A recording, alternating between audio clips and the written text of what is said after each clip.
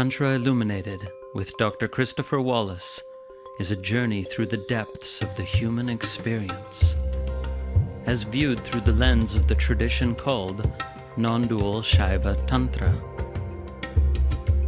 This multi-format podcast delves into the fascinating world of classical Tantra and its intersections with philosophy, neuroscience, psychology, human development, and the broader world of spirituality.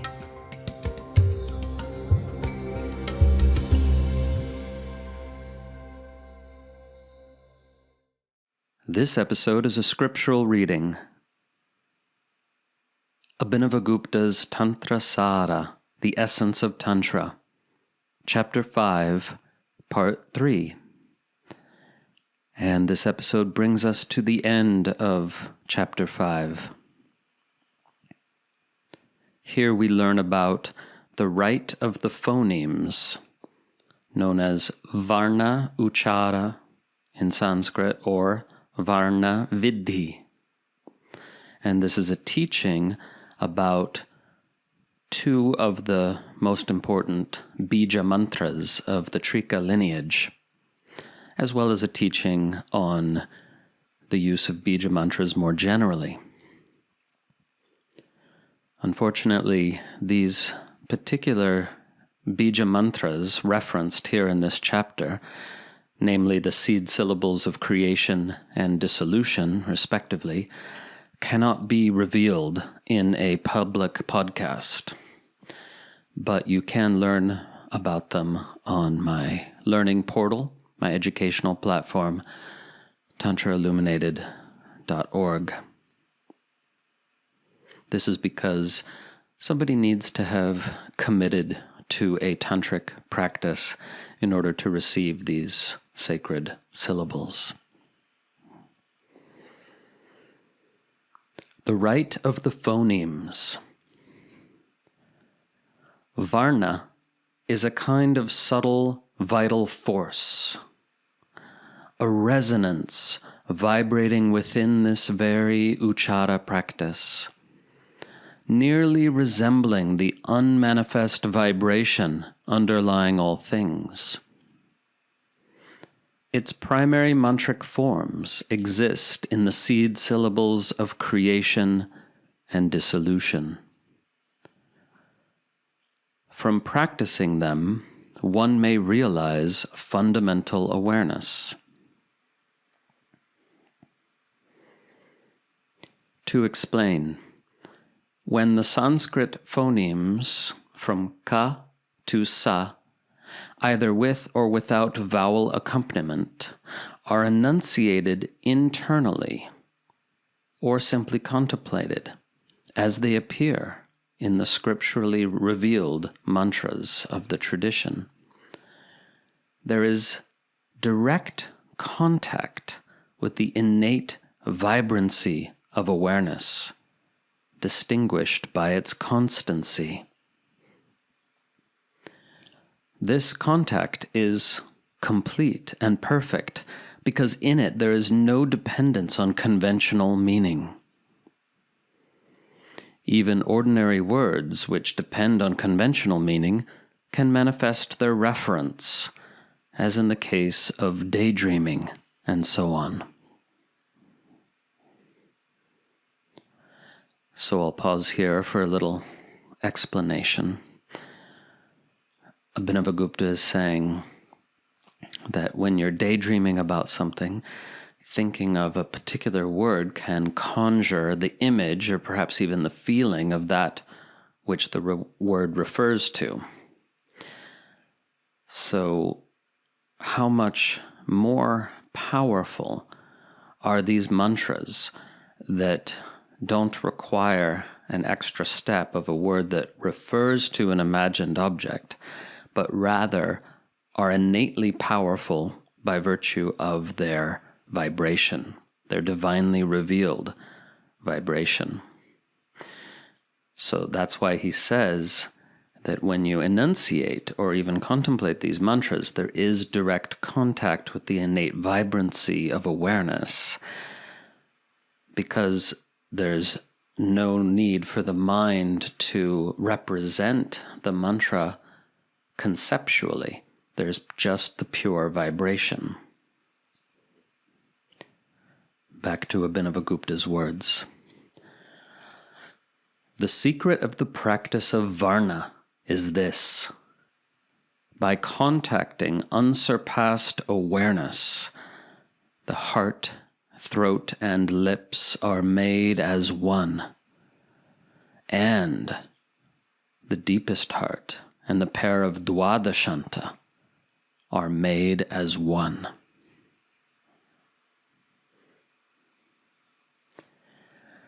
And this mysterious sentence is a coded explanation of the seed syllable of creation.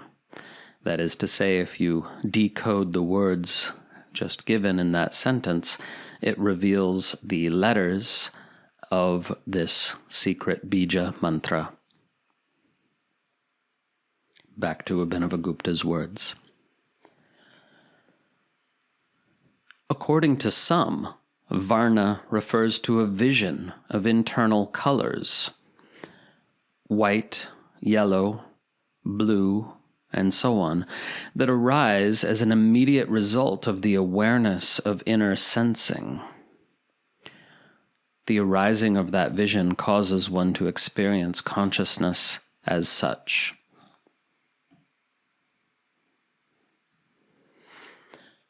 And Abhinavagupta does not explain this statement, probably because he doesn't agree with this view of the practice of Varna.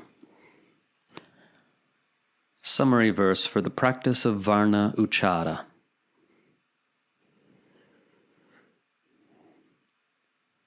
Awareness expands to complete wholeness in the Varna rite of bīja and pinda mantras, because they activate it without any reference, moving and pausing with both the moon, the inhale, and the sun, the exhale, until one enters evenness. Or we could translate the verse in this way.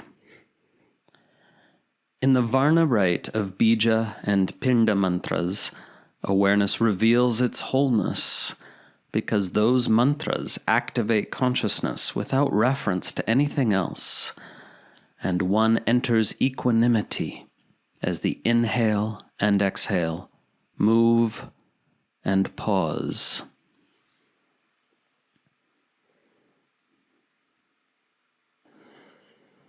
Here, a pinda mantra is a special kind of bīja mantra with consonants that don't have intervening vowels, and it's not pronounceable, therefore, externally, only internally. And the specific pinda mantra that Abhinavagupta has in mind here is that called the seed syllable of dissolution or destruction. He concludes the chapter by saying, we will discuss physical posture in the chapter on mudra. But unfortunately, that chapter does not survive in the manuscripts. And then finally, he gives us a summary verse for the whole chapter.